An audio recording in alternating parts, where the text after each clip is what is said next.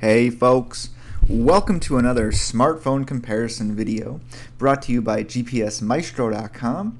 In today's video, I'm going to be comparing the iPhone 4S to the Samsung Galaxy Nexus. Now this particular video is mostly going to be comparing them from a specs and hardware standpoint. I just recorded a video comparing iPhone's operating system, iOS 5, to the new Android 4.0 ice cream sandwich. So that's about a 20-minute video. There was a lot to go over. So this video is mostly going to focus on the phones themselves and what they do from a hardware standpoint.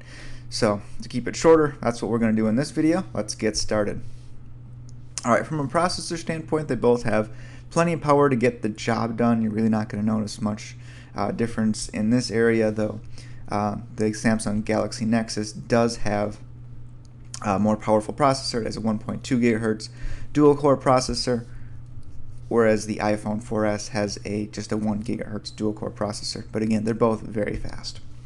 In terms of memory, you can get the iPhone 4S in a 16, 32, or 64 gigabyte configuration, whereas the Galaxy Nexus comes in just one configuration, and that's 32 gigabytes and does not have a micro SD slot. A lot of other Android phones do, which is why I mentioned that. This one does not. Of course, the iPhone 4S does not have a micro SD slot either. As far as RAM goes, the iPhone 4S has 512 megs, whereas the Galaxy Nexus, like most Android phones now, especially the higher end ones, has a full gig of RAM. Though the iOS 5 operating system tends to be able to compensate for having half as much RAM, it's not something you're likely going to notice. Operating system, I mentioned this already, but the iPhone 4S runs iOS 5, and the Galaxy Nexus is the first phone to run Android 4.0 ice cream sandwich, and it runs the stock operating system, doesn't have any third-party overlay put over that. In terms of connectivity, the iPhone 4S has just 3G, whereas the Galaxy Nexus is a 4G LTE phone, which means it's really, really fast if you're in an LTE network area.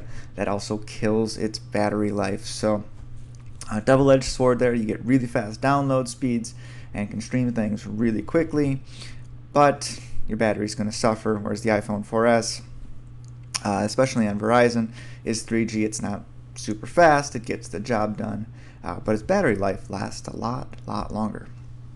In terms of display, there's going to be a huge difference here in terms of size. Okay, the iPhone 4S still sticks with that 3.5-inch display that they've had pretty much since the beginning, whereas the Galaxy Nexus, this thing is a monster. It has a 4.65-inch screen.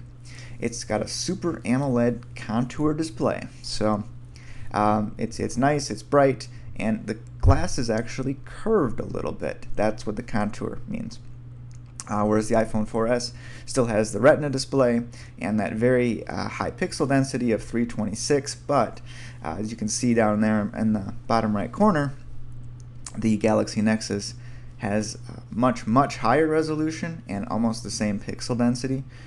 So the display on the Galaxy Nexus is huge and gorgeous, but if you're thinking about getting one, make sure you hold it in your hand first, because that display is actually pretty big, and I have a 4.3-inch one here that I'm holding, and it can be difficult to get your thumb from one corner of the screen to the other. So if you have small hands, it might not be the ideal phone for you.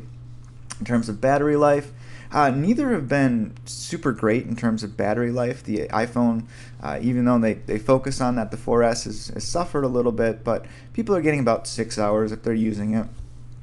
People have been complaining about the Galaxy Nexus, on the other hand, often getting less than 4 hours, especially with the LTE antennas turned on. Alright, so battery life is definitely not very good with the Galaxy Nexus, and with its big display and its LTE antennas and everything like that. That is not surprising, as pretty much all LTE phones have bad or mediocre battery life.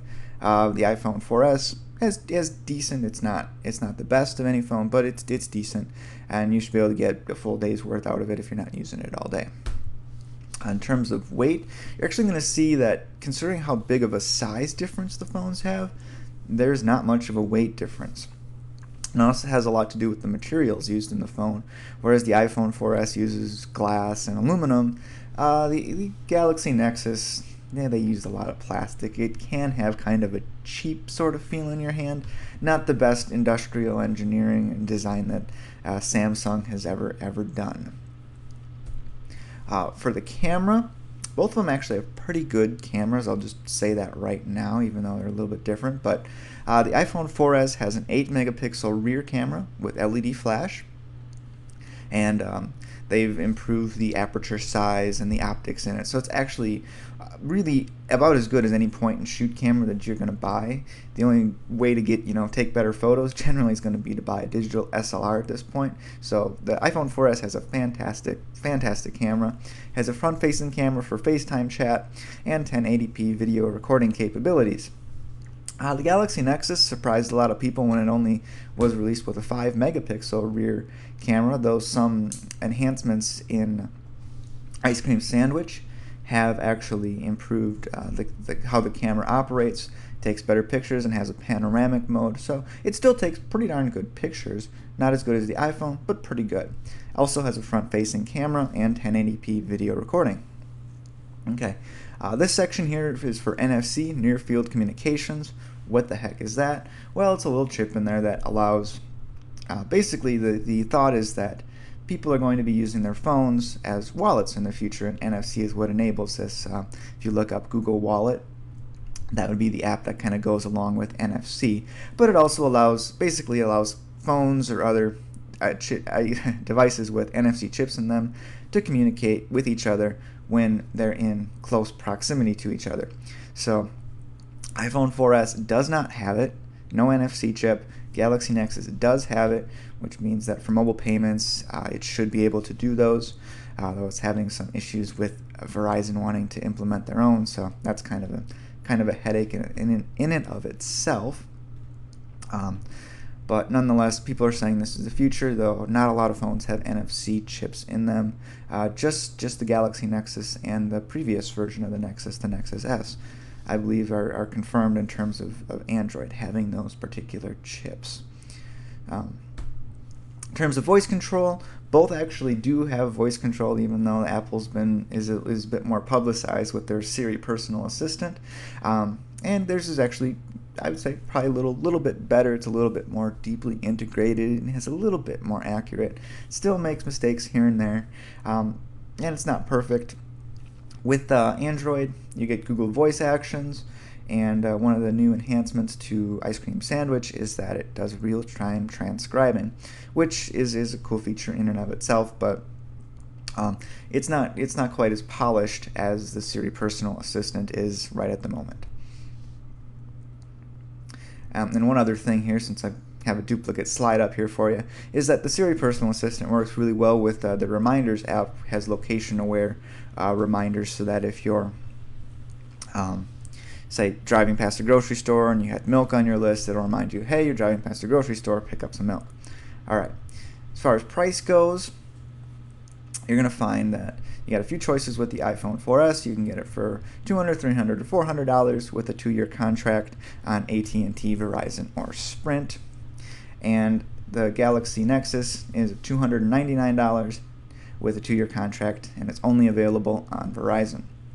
So there you have it. Those are the two phones compared side by side for you, kind of giving you an idea of what each can do. Like I said, if you're interested in watching the comparison of the operating systems, I'll put a link in the description for you so you can watch that one. Like I said, that one's kind of long. It's about 20 minutes comparing all the features of Ice Cream Sandwich compared with iOS 5. But anyway, I hope you guys enjoyed watching the video today. I know I enjoyed making it for you. And please come check us out at gpsmaestro.com for smartphone news and updates. And take care. We'll see you next time.